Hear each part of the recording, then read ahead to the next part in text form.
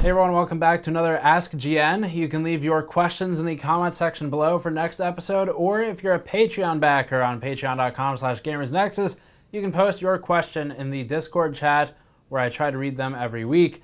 So this week we've got a couple interesting topics on game performance and FPS capping. What happens to your extra frames when you cap the FPS was one of the actually really good questions, maybe without even intentionally doing so. The user inspired a lot of discussion behind the scenes.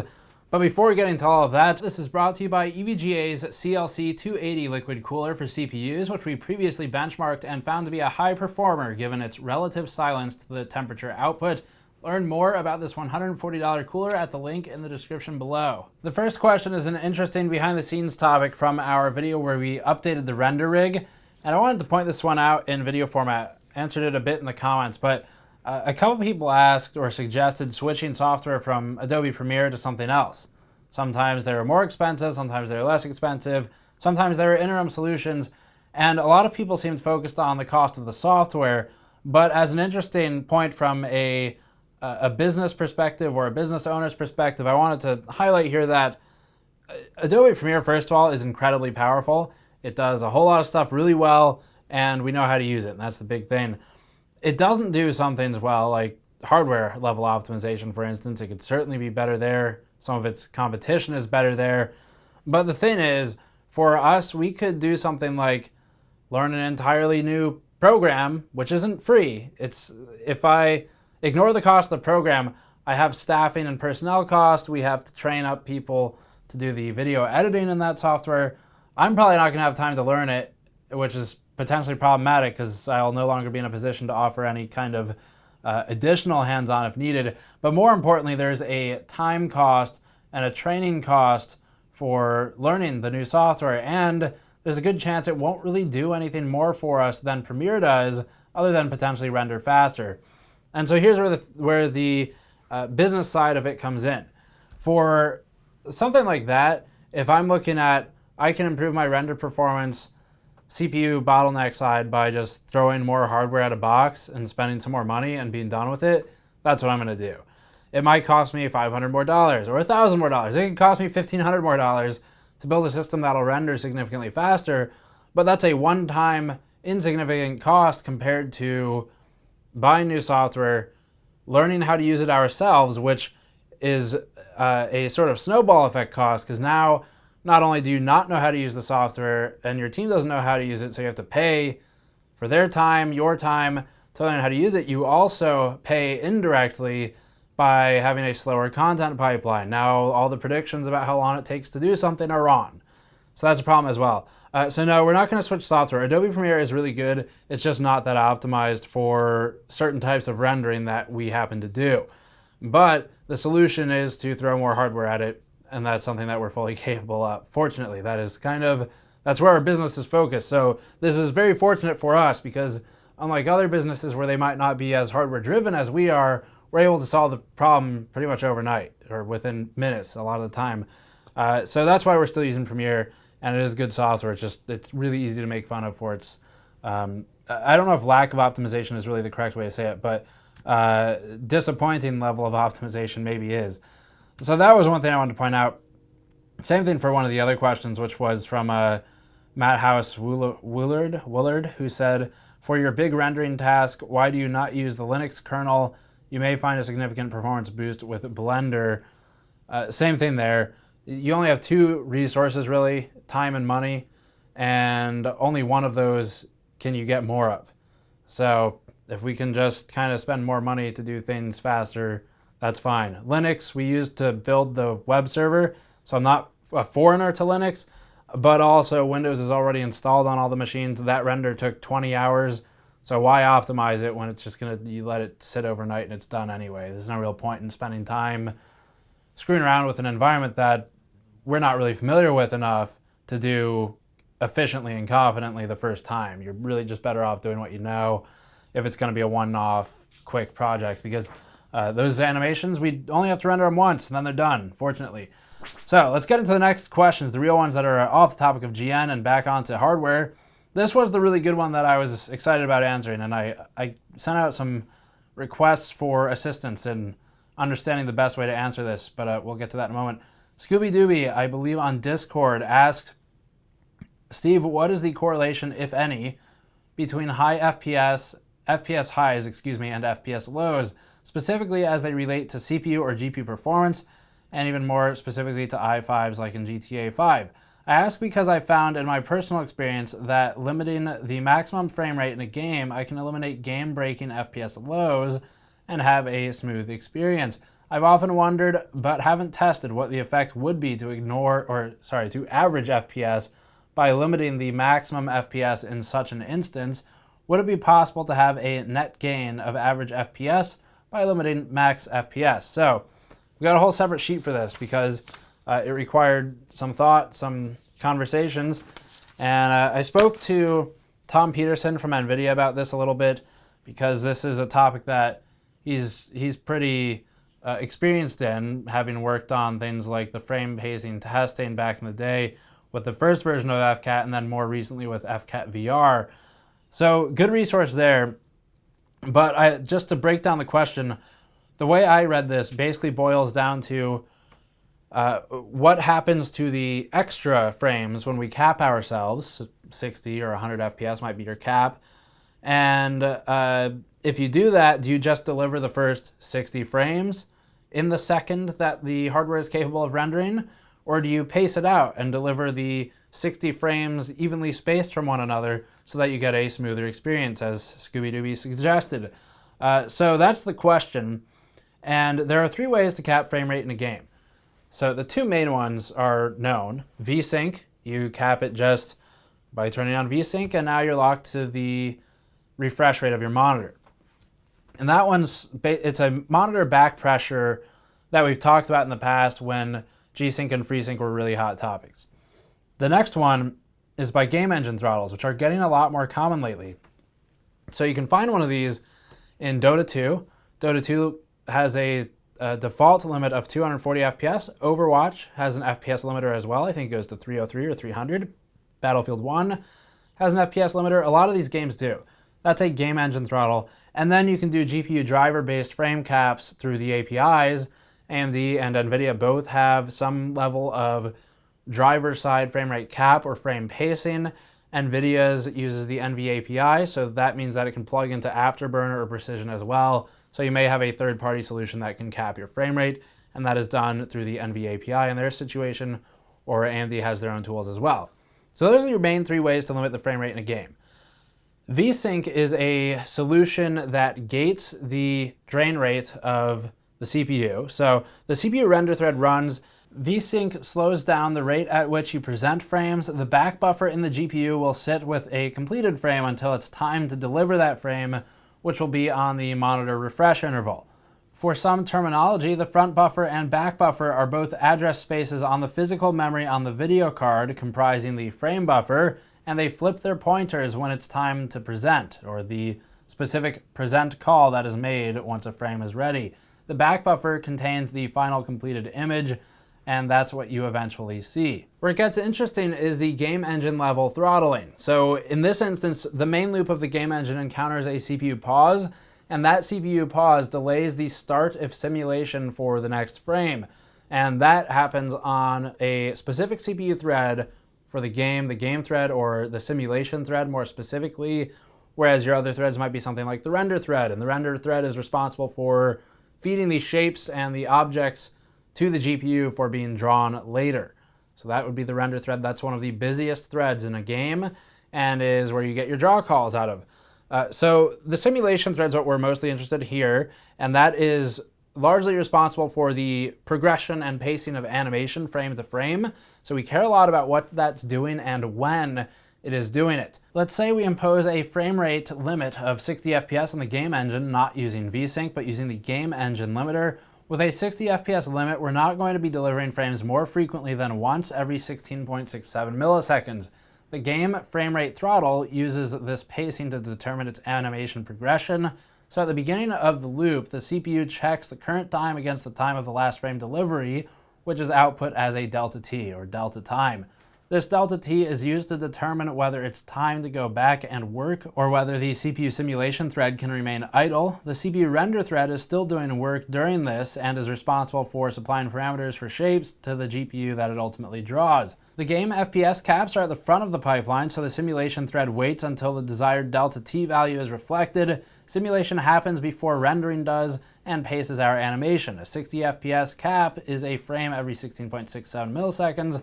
120 FPS is roughly every 8.3 milliseconds, and so on.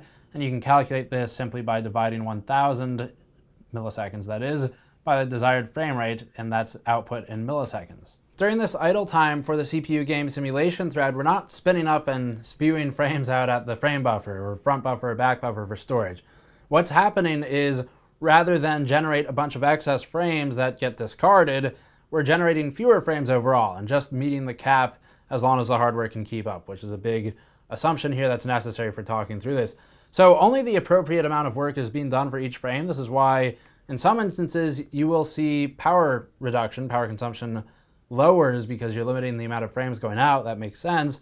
But more importantly, and fitting with the user's question, you'll see a smoother experience as long as you're able to hit that limit, 60 FPS, for example. Because in this case, you're not really worrying about all the extra frames anymore. You're not just spitting out as many frames as can be generated. Instead, it's one every 16.67 milliseconds or whatever it may be, and then you sit idle as the CPU simulation thread and wait for time to draw the next frame. So provided the hardware can keep up with the frame rate target, the result should be a fairly smooth experience with minimal tearing, since the game engine or VSync engine will more or less create a back pressure to limit the frame output. So now, your average FPS shouldn't really be higher necessarily by capping the frame rate. It is possible depending on the behavior of the particular game and the GPU. Certainly if it's working hard enough and there's some driver level issue or something like that, you may encounter an occasional frame where you've got a spike of 500 milliseconds or something really awful and experience ruining. But generally that shouldn't be happening. So overall, your average FPS shouldn't really be higher for the most part. However, you might actually see better frame latencies or more consistent frame latencies or frame times as we call them, because your interval between frames will now be consistent based on the frame rate cap that you've set in the game. If it's 60, it'll be every 16.67 milliseconds. There will be no more and no fewer as long as you keep up, so it'll be smoother looking overall. As an alternative, solutions like fast sync or something like that try to pick the best frames by eliminating tearing but keeping the higher frame rate. That's a completely different topic. And then you've got adaptive sync technologies that are hardware-driven G-Sync or in the attributes of a monitor, like FreeSync, which uses vBlank. And those do a little bit different way because you're not relying on the game engine to do the work, you're relying on other variables to do the work. But that should pretty much set the stage for the question. It's a fantastic question. I love having to go out and find answers from people in the industry, and this one deserved some extra work. So thank you for that one. Let's move on to the next question. The next question is from Surpuppa on YouTube, who asked, question for Next Ask GN. In your previous video, you talked about using 3 GPUs for rendering. Does the CPU even matter at that point when all of the workload is on the GPUs? For the most part, the answer is no, not really. As long as the CPU is able to keep up enough to perform basic instructions and commands and keep the GPU's tasks with work, you're going to be fine. So in that particular video, we were looking at a Blender render, and the only way that the CPU would really be useful in that specific case, aside from basic tasking of the commands, would be if you were to render another set of frames on the CPU. For example, you render frames 1 to 30 on the GPUs, and maybe frames 31 to 35 on the CPU, just because it's going to do it a whole lot slower, so why give it an equivalent amount of work? But that's really the only place it comes into play with that particular workload. Now this changes based on what you're doing, of course. With Premiere, for example, you're really not going to accelerate more with more GPUs, as we've found. So the CPU does actually still do a ton of work in Premiere, but depending on the type of stuff you're rendering, if you can CUDA accelerate a lot of it or OpenCL accelerate a lot of it, you really take the emphasis off of the CPU.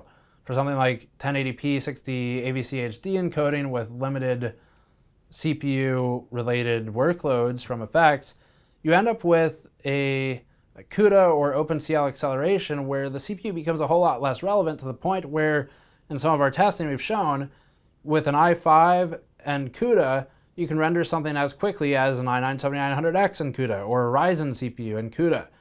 All of those were 20 minutes in that particular workload. It just depends on what you're doing though. Some stuff is more CPU bound than others. This next one was another one I had to go out and seek some thoughts from manufacturers. Yourwolfsdengaming said, I guess this is more a question for case manufacturers, but I was wondering if you knew why case manufacturing companies, Fractal and Phanteks to name a few, seemingly have almost what could be described as random color choices for their cases, while simultaneously ditching colors at other points that people really liked. I'm aware that it may cost them more paint-wise, so why not give us the option for a slightly higher cost? You know, like the Phanteks Enthoo Pro cases did, where white was $10 more than the black variant. So this was an interesting question as well. First of all, color is pretty hard to do. Black is easy because it's, well, one, it's a really safe color. You know it'll sell because most of the cases are either black or white. So if you do black or white, you're going to fit in with the in crowd. You're probably going to really not be limited on sales by color. You'll be limited on sales by design or something like that, that hopefully you've gotten right. The next thing is, even with a white case, it's really hard to get that color correct. So when you have different materials like one type of plastic versus a steel, it's difficult to match them, and that'll really show up in the right or the wrong light when you're looking at the case. To the point where when we've gotten pre-production samples, sometimes the tone of the white or the tone of the generally non-black color cases, grays fall into this as well, will show a difference when you look at the metal side panel versus the plastic top. So that's a challenge, and that costs money to fix. A couple notes from the manufacturers we spoke to. One of them was a pretty good point that said, tooling, shipping, inventory, all of that comes into play, and a lot of people may not realize that, which is definitely true. Inventory is a big cost. That's not really factored in here. And then there's a risk of manufacturers choosing a color that retail channels just might not want to carry. Maybe Micro Center or Fry's or Best Buy or whomever doesn't want that color case because they don't think their audience will buy it. And what happens? It sits in a warehouse forever, perpetually. Retailers online might take the cases with more interest, but they still assume some risk with it if it's not just a standard black or white that they know will sell. And then the next thing is the buyers who actually are responsible for purchasing the product that goes through the retail channels. They're called buyers at the websites, Newegg, Amazon, Fry's, NCX, any of them. If those buyers don't think that the case will have a good run rate, they'll basically just not buy it. End of story. So now you're left with the thing on your shelves in the warehouse where you've got another SKU in inventory that you have to track and more physical space with a product like a case, which takes up a ton of space, that sits there and eats cost just by way of sitting there. Another point brought up was if manufacturers feel like their run rate will cover the cost of producing the item, they'll make it, or might have a certain SKU that's already done well, so they know that there's a demand for a certain color, and that's where you get companies reproducing the same color over and over because they know it'll sell well to their audience. Manufacturers can drop the margins too as the run grows, as you produce more product of the same design or color. So the example given to me was, if you have a cooler like the Cooler Master Hyper 212, where they've ordered nearly or over 1 million samples at this point, and they know it's going to keep selling, your margins go up because you can produce a lot more and lower your cost. It's the same with pretty much all level of manufacturing. Even just making these shirts like we make, the cost scales with the amount that you produce, because if you think about it from the manufacturer's perspective, whether that's a factory or a shirt printer, the people in charge of that assembly line or production line have a setup cost. It costs, in our instance, it costs the shirt printer a certain amount of money and time to get the screen ready, the silk screen, or to get staff on hand, to worry about logistics. And once that cost is out of the way, you worry about producing the product. So the more you can produce per run and get that startup cost consumed by the amount of products being produced by using the line for longer, because you're using that startup time for longer, then the lower the cost is to make the product. So the point of saying all that is, talking about just adding a few dollars for color, it might not be enough. You might be talking something like a 50% increase to make a color customizer on a website, where a user can pick green or blue or red or yellow or really any color. So the cost can go up astronomically once you start doing stuff like that. And they really want to limit it to 1, 2, maybe 3 colors. And at that point, why stray from stuff that you know will sell? That's the hard part is, as always, the point you have to make as a designer or something like that is, you know, if we make this thing and we take the risk of the extra color, it's really got to be unique enough, and we have to drive it enough in marketing to make sure it moves off the shelves. So that's the main set of questions. A couple more quick ones. BlackTower asked 4 days ago, I would appreciate the zotac 1080 Ti thermal pad and backplate mod video guide. Thanks, GN. There's not a lot to say. So you basically, if you watch our teardown, you'll see how to take the card apart. Once you take it apart, find the place where that little rubber bumper is, remove it, and get thermal pads that are the appropriate height to put in there. I'm not sure exactly what the height is because I had to send that card back, but I think we used a 0.5 millimeter and a 1.0 millimeter thermal pad, and that made contact. Really pretty easy. Zotac is on record on their own subreddit saying that they would honor warranties if you did that, as long as you restore it to its factory condition before you send it back. So you're not going to avoid the warranty by doing that mod, according to them directly on their own subreddit. Next quick question was Clayton Fyffe, who said, for Ryzen 1700X with B350 Tomahawk, should I trust Ryzen Master 76 Celsius or CPUTIN and HWMonitor 106 Celsius when overclocking? They're within 5C stock.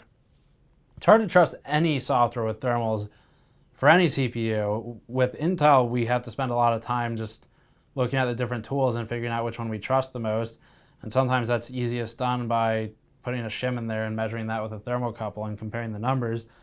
For AMD, I'm still not positive which ones to trust. You would think Ryzen Master would be pretty accurate because it is the AMD solution. However, I found Hardware Info 64 to be one of the most, if not the most accurate tools for working with Ryzen processors. This was a software solution recommended to me originally by AMD's tech marketing team, so we started using it, and it has a measurement in there called T-die. That's the one you want, and you can go off of that for your readings. So I think that's pretty much it. The only other thing to say is, as always, leave questions in the comment section below. Stay tuned for all the coverage this week. You can go to gamersnexus.squarespace.com to pick up a shirt like this one if you're wondering about them now that we've talked about shirt processing as part of a case color selection. And as always, subscribe for more. I'll see you all next time.